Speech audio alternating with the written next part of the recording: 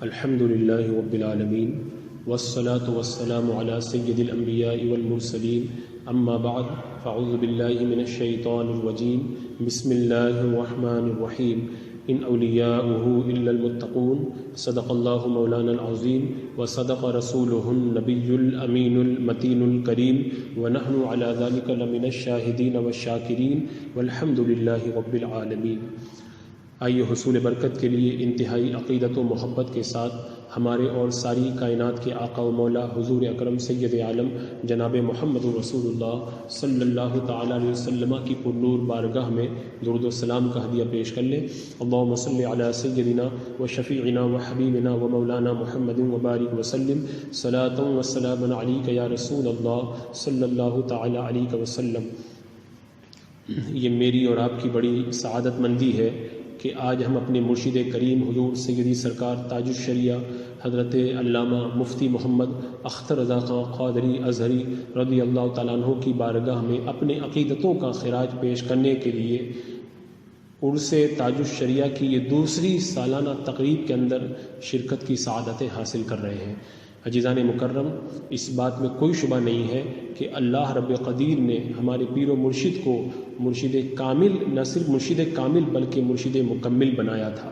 آپ ایسے مرشد برحق تھے کہ بے شمار پیران اعظام آپ کی بارگاہ میں اقتصاب فیض حاصل کرنے کے لیے حاضر ہوا کرتے تھے۔ عام طور پر آپ نے علماء کرام سے سنا ہوگا کہ ایک پیر کے لیے 4 شرائط کا پایا جانا ضروری ہے۔ پہلی شرط یہ ہے کہ وہ سنی صحیح العقیدہ ہو، دوسری شرط یہ ہے کہ وہ عالم دین ہو، تیسری شرط یہ ہے کہ وہ فاسق مولن نہ ہو، چوتھی شرط یہ ہے کہ اس کا سلسلہ متصل ہو۔ یہ تو عام مرشدان کرام کے لیے 4 شرائط بیان کیے جاتے ہیں، لیکن جو مرشد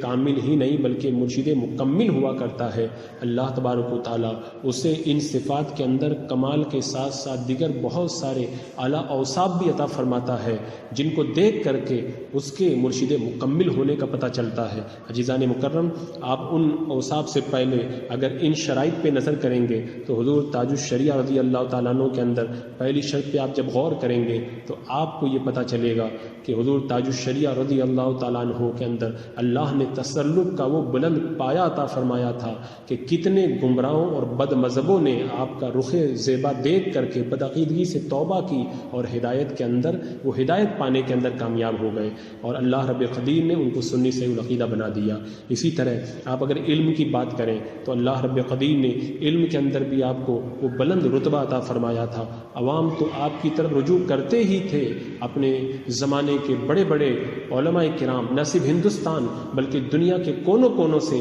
علماء کرام آپ کی بارگاہ کے اندر رجوع کر کے آپ سے اکتساب علم کرنا اپنے لیے باعث فخر سمجھا کرتے تھے۔ اور اگر آپ تیسری شرط کی بات کریں کہ فاسق مولن نہ ہو، اللہ اکبر، آپ کی ذات بابرکت فسق سے اس قدر دور تھی اور تقوی کے اتنے اعلیٰ درجے پر فائز تھی کہ آپ کے تقوی کو دیکھ کر کے لوگوں نے بلکہ علماء نے برجستہ یہ کہا کہ اس زمانے میں اگر متقیوں کا کوئی امام ہے تو اس کا نام حضور تاج الشریعہ رضی اللہ تعالیٰ عنہ ہے۔ عزیزان مکرم، حضور تاج الشریعہ کا تقوی تو وہ تقوی ہے کہ جس تقوی کو دیکھ کر کے کتنے لوگوں نے ہدایت کا نور حاصل کیا۔ اب اس کے بعد میں اگر آپ سلسلے کی بات کریں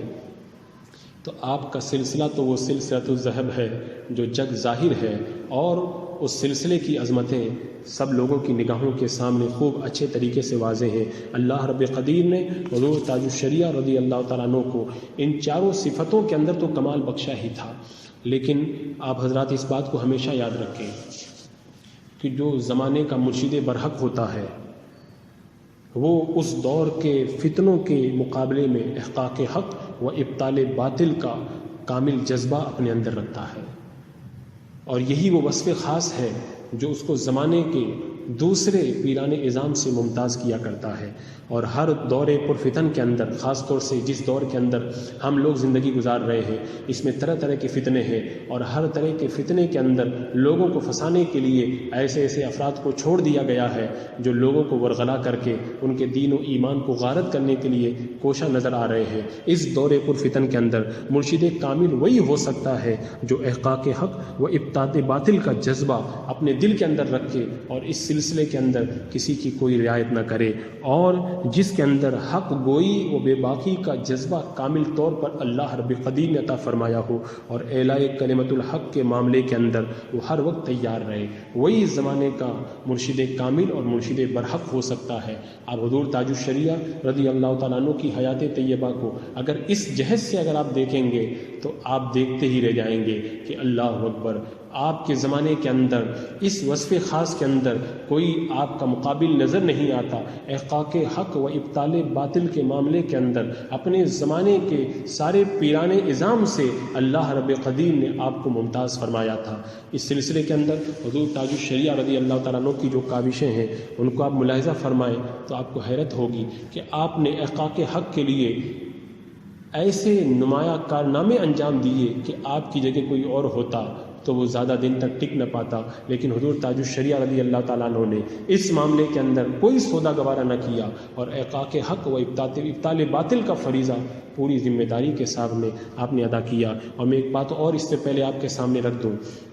کہ اولیاء کرام دو طرح کے ہوتے ہیں۔ ویسے تو اولیاء کرام کی بہت ساری قسمیں ہیں، لیکن یہاں پہ میرا جو بتانے کا مقصد ہے وہ یہ ہے کہ کچھ اولیاء کرام وہ ہوتے ہیں جو گوشہ نشین ہو جاتے ہیں اور ذکر و فکر، ریاضت و مجاہدہ اور مراقبہ کر کے اپنے رب کی رضا کو حاصل کرتے ہیں، اور کچھ وہ اولیاء کرام ہوتے ہیں جو اپنے معمولات اور عبادات کو بھی ادا کرتے ہیں اور اس کے ساتھ ساتھ دینی خدمات اور عوام کی اصلاح اور تربیت کا بھی سامان کرنے میں مصروف رہتے ہیں۔ ان دونوں گروہ کے اندر زیادہ فضیلت اس گروہ کو حاصل ہے، ان اولیاء کرام کو حاصل ہے جو عبادت و ریاضت کے ساتھ میں عوام کی اصلاح اور تربیت بھی کریں اور ساتھ ہی ساتھ وہ دین کی خدمات کو بھی انجام دیں، یعنی عبادت بھی کریں اور خدمت خلق بھی کریں، عبادت بھی کریں اور باطل کا رد بھی کریں، عبادت، ریاضت، ذکر و فکر بھی کریں اور جو دینی ضرورتیں ہیں ان کو بھی انجام دیں۔ آپ دیکھیں جو زمانے بھر کے اولیاء کرام کے اندر اللہ رب قدیر نے ذکر و فکر کے ساتھ میں خدمت خلق کرنے والے اولیاء کرام کو رتبہ عطا فرمایا، وہ دوسرے گروہ کو عطا نہیں فرمایا ہے، اور یہ چونکہ بڑا مشکل کام ہے، کیونکہ تنہائی میں بیٹھ کر کے ذکر و فکر کرنا، اس کے اندر کوئی تکلیف اتنی زیادہ بندے کو گوارا نہیں کرنا پڑتا، لیکن اگر کوئی ذکر و فکر کے ساتھ میں اگر احقاق حق و ابطال باطل کے اندر بھی مصروف ہو جائے تو یہ بہت بڑا کام ہے۔ اس سلسلے کے اندر حضور سیدی سرکار اعلیٰ حضرت امام اہل سنت امام احمد رضا خان رضی اللہ تعالیٰ عنہ نے ایک بڑی پیاری روایت کو نقل فرمایا۔ آپ ارشاد فرماتے ہیں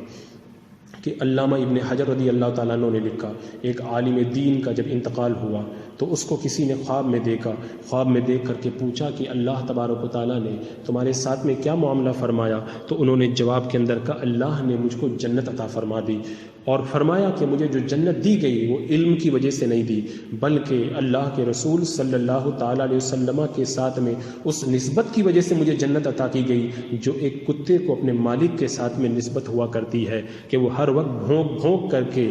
بھیڑوں کو بھیڑیے سے ہوشیار کرتا رہتا ہے۔ اور پھر اس کے بعد میں فرمایا لاکھوں ریاضتیں، لاکھوں مجاہدے اس نسبت پر قربان، کیونکہ یہ نسبت جس کو حاصل ہو جاتی ہے تو اس کو کسی مجاہدے اور کسی ریاضت کی ضرورت نہیں پڑتی۔ آپ دیکھیں اس روایت سے کیا پتہ چلا کہ بندہ اگر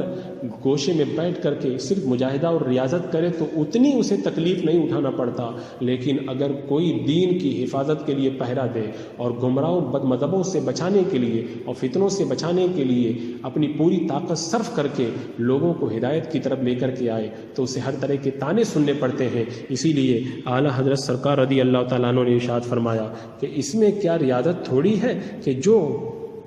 گوشہ نشین ہو گیا اسے نہ کہ دل میں کوئی تکلیف پہنچتی ہے، نہ اس کی آنکھوں کو کوئی تکلیف پہنچتی ہے، نہ کانوں کی کوئی تکلیف پہنچتی ہے، اور جو میدان میں اتر کر کے ذکر و فکر کے ساتھ میں خدمت خلق کرتا ہے اس مرشد کا تو یہ حال ہوتا ہے کہ بس یہ سمجھ لو کہ اس نے اپنا سر اوکلی کے اندر رکھ دیا ہے اور چاروں طرف سے موصل کی بارش ہو رہی ہے اور موصل کی مار پڑ رہی ہے۔ اللہ اکبر۔ اب حضور تاج الشریعہ رضی اللہ تعالیٰ عنہ کی آپ حیات طیبہ کو دیکھیں، آپ نے جن فتنوں کے مقابل کے اندر آ کر کے اعلاء حق اور باطل کا رد کیا ہے تو اس کی وجہ سے آپ کو کتنے تانے سننے پڑے، آپ کو کتنی مشقتیں اٹھانی پڑی۔ آپ دیکھیں جب آپ 1986 کے اندر حج بیت اللہ کے لیے تشریف لے گئے تو صرف حق بات ہی کی وجہ سے آپ کو سعودی مظالم کو برداشت کرنا پڑا، اور آپ کو اسی بنیاد پر حج سے مکمل فراغت سے پہلے آپ کو وہاں سے واپس کر دیا گیا، آپ کو 11 دن کی تکلیفوں کو برداشت کرنا پڑا۔ اگر آپ اعلاء کلمۃ الحق نہ کرتے تو آپ کو یہ ساری مشقتیں نہ اٹھانا پڑتا، لیکن آپ جانتے تھے کہ صرف ذکر و فکر کر لینا یہ مرشد کامل کا طریقہ نہیں۔ مرشد کامل کا طریقہ یہ ہوتا ہے کہ ذکر و فکر کے ساتھ میں وہ اعلاء کلمۃ الحق بھی کرے، تاکہ اس کے نقش قدم پہ چلنے والوں کو یہ پتہ چل جائے کہ حق بات سے کبھی منہ نہیں موڑا جاتا، چاہے اس کے لیے جو بھی تکلیفیں گوارا کرنا پڑ جائے۔ اللہ اکبر۔ حضور تاج الشریعہ رضی اللہ تعالیٰ عنہ اپنے زمانے کے پیران اعظام کے درمیان جو ایک نمایاں حیثیت رکھتے تھے اور ایک مرشد برحق کی حیثیت سے نمودار ہوئے تھے، اس کی ایک سب سے بڑی وجہ یہ تھی کہ آپ نے صرف ذکر و فکر اور تقوی و طہارت پہ اکتفا نہیں کیا، ورنہ تو اللہ تبارک و تعالیٰ نے آپ کو کتنے اعلیٰ فضائل عطا فرمائے تھے۔ آپ کا علم و فضل لاجواب، تدین و تقوی لاجواب، زہد و پرہیزگاری لاجواب، اخلاص و للہیت کے آپ پیکر، حب الہی اور عشق رسالت مآب صلی اللہ تعالیٰ علیہ وسلم کے سانچے میں آپ ڈلے ہوئے، عقیدت اولیاء آپ کے دل کے اندر کوٹ کے بھری ہوئی، عبادت و ریاضت کے اندر آپ محنت شاقہ فرمانے والے، عفت و پارسائی اللہ رب قدیر نے آپ کو وافر مقدار میں عطا فرمائی۔ لیکن ان تمام اوصاف کے درمیان آپ کا جو سب سے بڑا وصف جس نے آپ کو مرشد برحق اور مرشد کامل بلکہ مکمل بنانے کے اندر بڑا کردار اور بڑا رول ادا کیا، وہ آپ کا وصف تھا حق گوئی و بے باکی، اعلاء کلمۃ الحق اور جذبہ احقاق حق و ابطال باطل۔ یہ وہ آپ کا نمایاں وصف ہے جس کی وجہ سے آپ زمانے کے بے شمار پیران اعظام کے درمیان ایک اپنی نمایاں حیثیت رکھتے تھے، اور اللہ رب قدیر نے اسی وصف خاص کی وجہ سے آپ کو ایک اعلیٰ مقام عطا فرمایا تھا۔ عزیزان مکرم، اگر آپ کے اس وصف کے اوپر گفتگو کی جائے تو ایک لمبی چوڑی گفتگو کی ضرورت ہے کہ آپ نے کہاں کہاں حق بات کہہ کر کے لوگوں کی اصلاح فرمائی، وہ ایک مستقل عنوان ہے۔ اور اس کے علاوہ ایک اور ضروری بات میں عرض کروں کہ مرشد کامل کے حوالے سے ہمیں ایک رہنمائی حدیث پاک کے اندر بھی ملتی ہے۔ اللہ کے رسول علیہ الصلوۃ والسلام کے ایک ارشاد سے یہ پتہ چلتا ہے، جس فرمان میں آپ نے اہل اللہ کی پہچان کراتے ہوئے فرمایا تھا کہ جب ان کو دیکھو تو خدا یاد آ جائے۔ یہ اہل اللہ کی پہچان ہے، اور یہی مرشد برحق کی بھی پہچان ہے کہ اگر اس کو دیکھ لو تو اس کے رخ زیبا کو دیکھنے کے بعد میں دل کی دنیا بدل جائے، اور پھر عالم یہ ہو جائے کہ بندہ پہلے کچھ تھا اور پھر بعد میں کچھ اور بن جائے۔ اب حضور تاج الشریعہ رضی اللہ تعالیٰ عنہ کی حیات طیبہ کو اس جہت سے اگر آپ دیکھیں تو